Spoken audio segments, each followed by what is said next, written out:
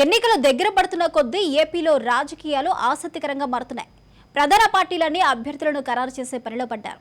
ఇదిలా ఉండగా నెల్లూరు జిల్లాలో విశేష రాజకీయ అనుభవం ఉన్న ఆనం రామనారాయణ రెడ్డి దారి ఎటు అనే దానిపై ఉత్కంఠ నెలకొంది. తొలుత వెంకటగిరి నుంచి టీడీపీ అభ్యర్థిగా పోటీ చేస్తున్నట్లు ఆనం ఒక సభలో బహిరంగంగానే చెప్పుకొచ్చారు.